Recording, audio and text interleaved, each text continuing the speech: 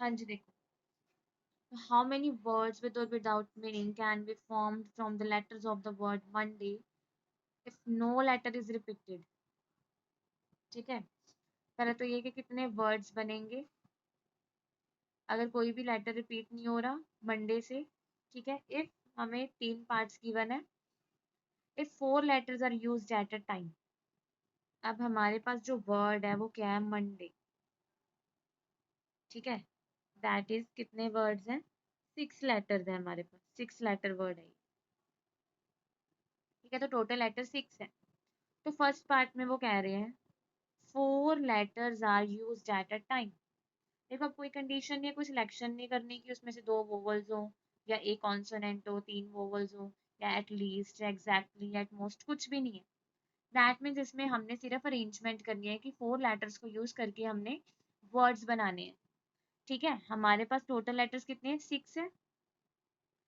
तो four letters को हमारे पास है, four letters are used at a time, तो नंबर ऑफ वेज क्या आएंगे।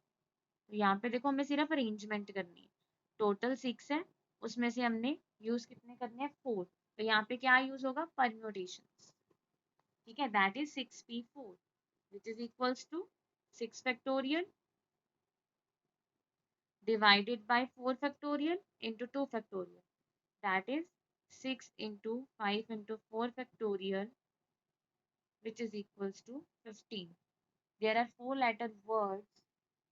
letters used at a time. The number of words are 15.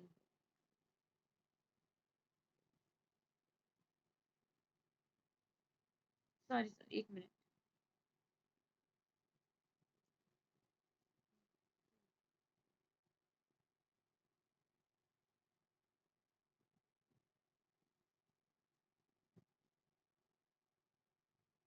Sorry, यहाँ पे मैंने कॉम्बिनेशन लगा दिया, एक minute. 6 factorial divided by 2 factorial into 6 into 5 into 4 into 3 into 2 factorial, that is 360। तो 360 ऐसी अरेंजमेंट्स हैं जहाँ पे अगर हम सिक्स में से फोर लेटर्स को यूज करेंगे हमारे पास फोर लेटर वर्ड्स आएंगे, कितने आएंगे, 360 आएंगे। ठीक है, number of words. Now second part में वो कह रहे हैं all letters are used at a time. All letters कितने, सिक्स है। अगर सिक्स लेटर्स को यूज करना है, देखो रेपिटेशन नॉट अलाउड है, दैट मीन्स अगर हम सिक्स लेटर्स को यूज करें या फोर लेटर्स को यूज करें वो सारे डिस्टिंक्ट है। ठीक है, तो अगर सिक्स लेटर्स को यूज कर रहे हैं तो हमारे पास सिक्स लेटर वर्ड ही बनेगा, सिक्स प्लेसेस ही होंगी। ठीक है, तो यहाँ पे नंबर ऑफ वर्ड्स कितने आएंगे हमारे पास, six P six, that is six factorial which is equals to 720। ठीक है, now third part is all letters are used, all letters are used, that is six, six letters को use कर रहे हैं, but first letter is a vowel. अब जो first letter है वो वॉवल होना चाहिए। ठीक है, तो वॉवल्स देख लो आप, मंडे में कितने वॉवल्स हैं, टू वॉवल्स हैं। दैट मीन्स इसके लिए हमारे पास फर्स्ट लेटर के लिए कितनी चॉइसेस हैं, टू चॉइसेस। ठीक है, अब देखो रेपिटेशन नॉट अलाउड है तो एक वोवल तो यहाँ पे आ जाएगा, या तो ओ आएगा या फिर ए आएगा। अब हमारे पास जो रिमेनिंग प्लेसेस हैं वो कितनी है, फाइव है, और रिमेनिंग लेटर्स है वो भी कितनी है, फाइव है। तो फाइव लेटर्स को अरेंज करने के लिए हमारे पास कितने वेज होंगे, फाइव फैक्टोरियल वेज। ठीक है, तो हम क्या कहेंगे, choices for first letter equals to 2। ठीक है, so ways to arrange remaining five places is 5 factorial। तो टोटल नंबर ऑफ वर्ड्स हमारे पास कितने आ गए, 2 into 5 factorial, that is 2 into 120 which is equals to 240। ठीक है, बिल्कुल सिंपल सम था, इसमें ऑलमोस्ट परमुटेशन ही यूज हुई है। तो आपको ये चीज देखनी है कि यहाँ पे अब देखो कॉम्बिनेशन क्यों नहीं यूज है, बिकॉज हमने कोई सिलेक्शन नहीं करनी कि ये वोवल्स होने चाहिए या थ्री कॉन्सोनेंट्स होने चाहिए। सिंपल हमने नंबर्स को बनाना, सॉरी वर्ड्स को बनाना था, इतने फोर को यूज करके, सिक्स को यूज करके। ठीक है, नेक्स्ट देखो, अब हमारे पास जो वर्ड गिवन है वह परमुटेशन। ठीक है, अब वो कह रहे हैं how many ways can the letters of the word permutations be arranged. अब इसको हम कितने वे से अरेंज करें? तो ये हमारे पास है 12 लेटर, 12 लेटर्स है जिसमें 2 T है। ठीक है, पहले तो ये भी देख लिया करो कि कुछ रिपीट तो नहीं हो रहा, और वोवल्स कॉन्सोनेंट सब कुछ लिख लिया करो। 2 T है और वोवल्स है हमारे पास E U E I O, 5 vowels है, तो दैट मीन्स 7 कॉन्सोनेंट्स है। तो कुछ भी कह सकते हैं निकालने के लिए। ठीक है, अब देखो फर्स्ट है the words start with P and end with S। बिल्कुल सिंपल है कि जो वर्ड्स हैं वो स्टार्ट तो P से होंगे बट एंड किससे होंगे? S से होंगे। तो फर्स्ट पार्ट में जो वर्ड स्टार्ट है P से एंड है S से, दैट मीन्स इसके लिए भी वन चॉइस है, इसके लिए भी वन चॉइस। ठीक है, so ways for first and last letter, तो ये तो हमारे पास 1 है। ठीक है, अब हमारे पास टोटल 12 लेटर्स हैं, तो कितने रह गए यहाँ पे? 10 रह गए। ठीक है, जिसमें 2 रिपीट हो रहा है, T 2 जो है 2 बार रिपीट हो रहा है, तो हम लिखेंगे number of ways to arrange remaining 10 letters. तो कितना होगा? वो एक तो 10 फैक्टोरियल होगा, बट उसमें जो T है वो 2 बार रिपीट हो रहा है, तो 2 फैक्टोरियल के साथ क्या होगा? डिवाइड होगा। तो जब आप इसको सॉल्व करोगे तो ये 3 तक जाएगा, है ना, 2 तो कटिंग हो जाएगा इसके साथ, तो ये हमारे पास आंसर आ जाएगा इसको सारा मल्टीप्लाई करके 1814400। ठीक है, 18,14,400। तो ये आगे number of ways to arrange remaining 10 letters if the word start with P and end with S। ठीक है, नाउ सेकंड पार्ट है वोवल्स आर ऑल टुगेदर। तो वोवल्स को इकट्ठे करना है, vowels are all together, that means हमारे पास है 12 लेटर वर्ड है, तो वोवल्स को हमने यहाँ पे इकट्ठे कर लिया। ये हमारे पास हो गए 5 वोवल्स। तो जब हमने इसको इकट्ठे कर लिया तो हमने लेट इसको कंसीडर कैसे करना है? As a 1 letter. Now consider vowels as 1 letter. So we have, उन सारे को कितने लेटर्स रह गए देखो? 2 3 4 5 6 7 यहाँ पे और एक ये 8 लेटर्स। ठीक है, so number of ways to arrange 8 letters क्या होंगे? 8 factorial divided by 2 factorial, because इसमें जो T है वो 2 बार होगा।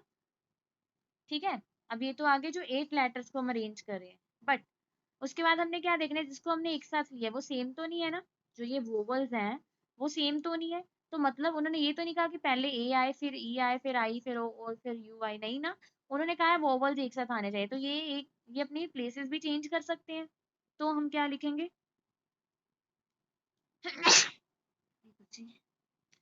हाँ जी, तो वेज टू अरेंज वोवल्स वो कितने होंगे? 5 फैक्टोरियल, दैट इज 5 तो रिक्वायर्ड नंबर ऑफ वर्ड्स हमारे पास क्या आ जाएंगे? 8 factorial divided by 2 factorial into 5 factorial, which is equals to, इसको सॉल्व करके हमारे पास आ जाएगा 2419200। ठीक है, ये तो पहले पहले जैसे सम था कि वोवल्स को एक साथ लेना है, फिर पहले तो वोवल्स को एक साथ, जिसको भी एक साथ लेना है उसकी भी अरेंजमेंट देखनी है। उसकी अरेंजमेंट्स आएंगी 5 फैक्टोरियल, बिकॉज ये एक ही वर्ड नहीं है, एक ही लेटर नहीं है, ये डिफरेंट डिफरेंट लेटर्स हैं, तो इनको अरेंज करने के लिए 5 फैक्टोरियल वेज आएंगे। दैट मीन्स 120 वेज के साथ हम वोवल्स को एक साथ लिख सकते हैं।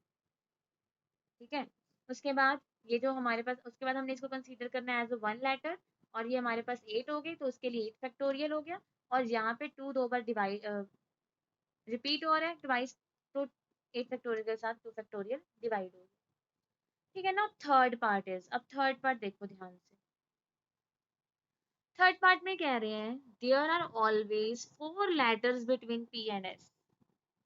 अब देखो हमारे पास 12 लेटर वर्ड है,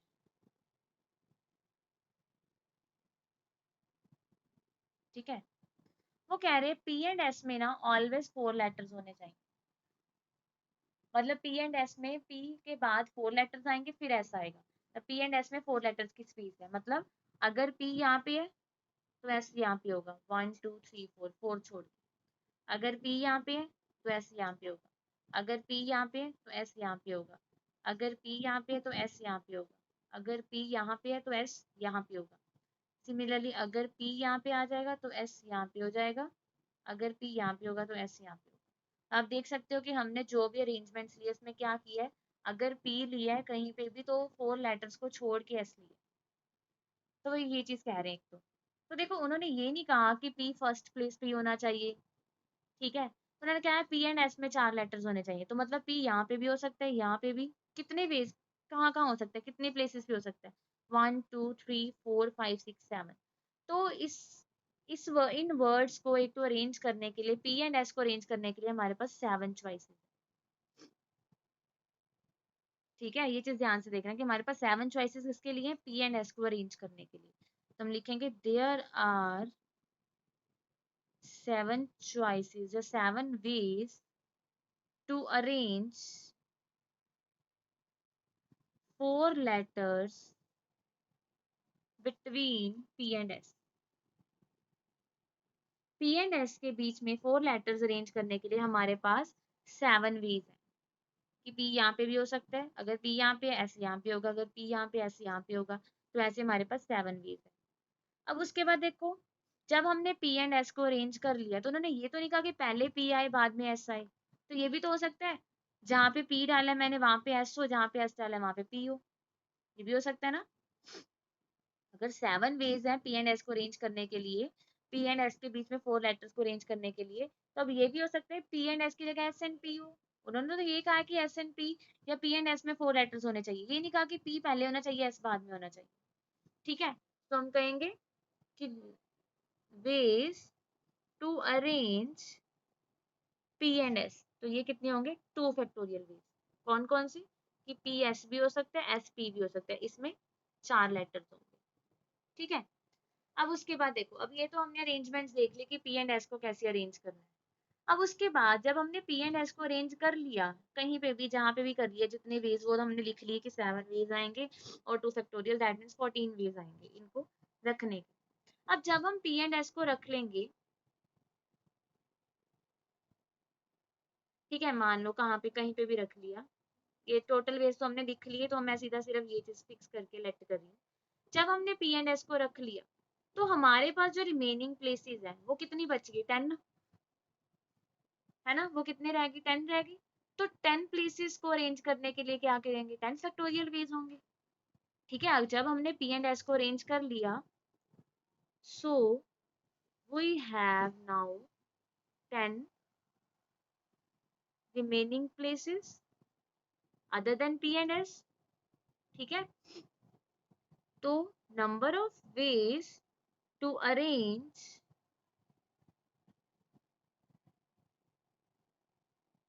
10 लेटर्स, तो कैसे अरेंज करेंगे, 10 फैक्टोरियल वेज के साथ 10p10 अपॉन 2 फैक्टोरियल। ये 2 फैक्टोरियल क्यों आया, बिकॉज जो t है वो 2 बार रिपीट हो रहा है, ठीक है।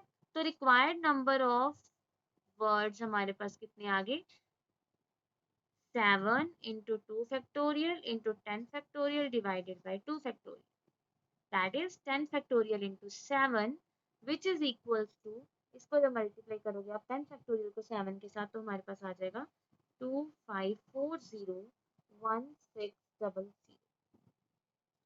ठीक है। इसे ध्यान से देखना इसको कैसे करना है। उन्होंने कहा है पी एंड एस में 4 लेटर्स होने चाहिए, तो अगर पी एंड एस में 4 लेटर्स होने चाहिए तो पहले तो हमने उसके वो देख लिए केसेस, कितने केसेस होंगे, कितने वेज होंगे पी एंड एस को अरेंज करने के लिए। 14 वेज होंगे एक तरह से, 7 into 2 करके, क्यों, अगर पी यहाँ पे है तो एस यहाँ पे है, तो 7 वेज तो ये हो गए। और अगर हम इसका ऑपोजिट कर ले, एस की जगह पी कर ले, पी की जगह एस कर ले, तो 7 वेज वो हो जाएंगे, तो 7 2 14, तो 14 वेज तो ये हो गया हमारे पास। अब जो रह गए पी एंड एस के अलावा 10 प्लेसेस रह गए हमारे पास, तो उसको अरेंज करने के लिए हमारे पास 10 फैक्टोरियल वेज होंगे, बट जो t है वो 2 बार रिपीट हो रहा है तो 2 फैक्टोरियल के साथ डिवाइड हो जाएगा। That is 25401600 are required number of words in which there are 4 letters between P and S। ठीक है, नेक्स्ट देखो, 18 guests have to be seated half on each side of a long table। ठीक है, पहले तो वो क्या कह रहे हैं कि एक लॉन्ग टेबल है, ठीक है, 18 गेस्ट को बिठाना है, हाफ को एक साइड में, हाफ को दूसरे साइड में। अब टोटल अगर 18 गेस्ट हैं तो दैट मीन्स 9 एक साइड बैठेंगे, 9 दूसरे साइड बैठेंगे, है ना। देखो 18 guest have to be seated, मान लो ये लॉन्ग टेबल है जैसे भी, है ना, तो 9 हमने यहाँ पे बिठा दिए, तो 9 हमने यहाँ पे बिठा दिए, ठीक है। तो कह रहे 18 guest have to be seated half on each side of a long table. अब उसके बाद देखो क्या कह रहे हैं, अब जब हमने 9 गेस्ट बिठा दी एक साइड पे, तो इसके लिए भी 9 फैक्टोरियल वेज होगी, इसके लिए भी 9 फैक्टोरियल वेज होगी, है ना, कि इनको बिठाने के लिए भी होगी, कोई भी गेस्ट कहीं पे भी बैठ सकता है, अरेंजमेंट्स करनी है तो 9 फैक्टोरियल अरेंजमेंट्स होगी, इसके लिए भी 9 फैक्टोरियल अरेंजमेंट्स होगी, ठीक है। अब उसके बाद देखो वो क्या कह रहे हैं, 4 particular guests desire to sit on one particular side and 3 others on the other side। अब कह रहे हैं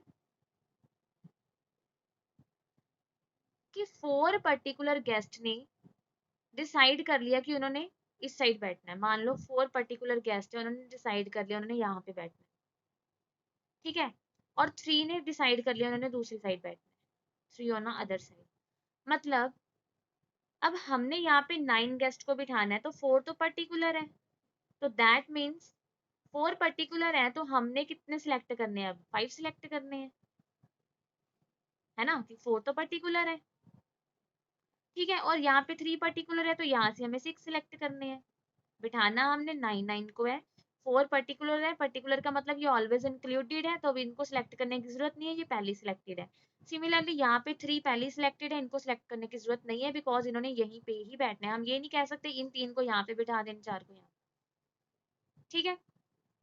अब देखो 4 एंड 3 7 हो गए, तो 7 गेस्ट तो हमें पता चल के कहाँ पे बैठने हैं, पहले हम सिंपल ऑरली कर रहे हैं। 7 गेस्ट हमें पता चल के कहाँ पे बैठने हैं, तो हमारे पास टोटल 18 थे, तो हमने जो सिलेक्शन करनी है अब किस में से करनी है, 11 में से करनी है, 18 माइनस 7 इज 11, ठीक है। अब कैसे करेंगे, अब हमने 11 गेस्ट को बिठाना है, 4 यहाँ पे पर्टिकुलर बैठे हैं, तो कितने रह गए, 5 रह गए, तो इसको बिठाने के लिए हमारे पास 11C5 वेज होंगे, ठीक है। अब 5 हमने और बिठा दिए, तो 11 में से कितने रह गए, 6, और यहाँ पे 3 बैठ चुकी हैं, तो 6 को बिठाना है, तो उसके लिए कितने वेज हो गए, 6C6, तो मतलब हमारे पास टोटल नंबर ऑफ वेज हो गए 11C5, 6C6 multiply by 9 factorial multiply by 9 factorial. अब ये तो हमने ऑरली किया, अब हम इसको लिखते हैं, कैसे लिखना, कैसे देखो, देखो तो पहले तो देखो, सिंस 4 पर्टिकुलर गेस्ट,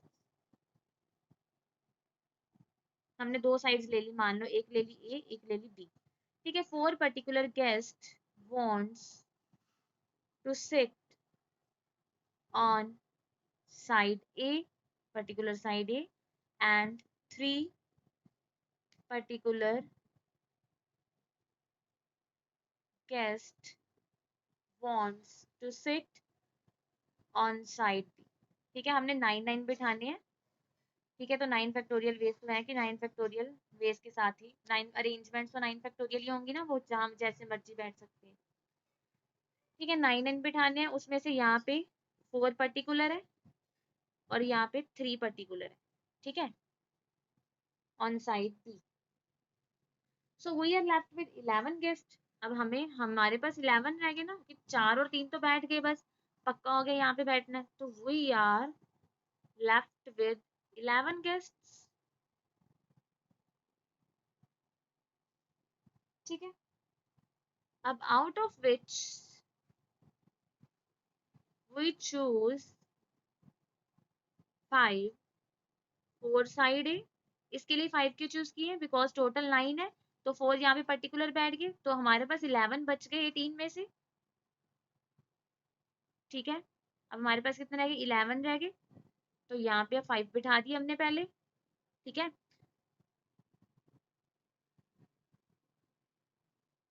इन 11C5 वेज के साथ एंड रिमेनिंग 6, अब कितने रह गए, 6 रह गए और 5 बैठ चुके हैं। यहाँ से 11 में से 5 बैठ चुके तो 6 रह गए, तो 6 में से हम सिलेक्ट करेंगे और यहाँ पे 3 आ चुके हैं, 6 ही रह गए। ठीक है, तो remaining 6 for side B in 6C6 ways। ठीक है, एंड 9 persons, अब 9 बिठाने हैं, उनकी अरेंजमेंट्स भी करनी पड़ेगी। अब 9 हो गए ना, देखो 4 + 5 9, 6 + 3 is 9। अब 9 हमने बिठा दिए तो उसके लिए हमारे पास कितनी अरेंजमेंट्स होंगी, 9 फैक्टोरियल। एंड 9 पर्सन, अभी हमने सिर्फ सिलेक्ट किए हैं, यहाँ पे 9 पर्सन आ गए, यहाँ पे 9 पर्सन आ गए। अभी हमने सिलेक्ट किए हैं, अब उनको बिठाना है, तो बिठाने के लिए हम क्या कर सकते हैं, उनके अरेंजमेंट्स करेंगे, बिकॉज कोई भी कहीं भी बैठ सकता है 9 प्लेसेस में। So 9 person can be sit on both sides in 9 factorial into 9 factorial ways. So required number of ways कितने हो गए हमारे पास, 11C5, 6C6, 9 factorial into 9 factorial. So total number of arrangements, so total number of arrangements are 11C5 into 6C6 into 9 factorial into 9 factorial. ठीक है, इसको solve करने की जरूरत नहीं है, आप यहीं तक छोड़ सकते हो, बिकॉज 9 फैक्टोरियल इंटू 9 फैक्टोरियल बहुत ज्यादा लेंथी हो जाएगा। ठीक है, तो जब आपके पास ऐसे फैक्टोरियल आ जाए तो आप यहाँ तक छोड़ सकते हो।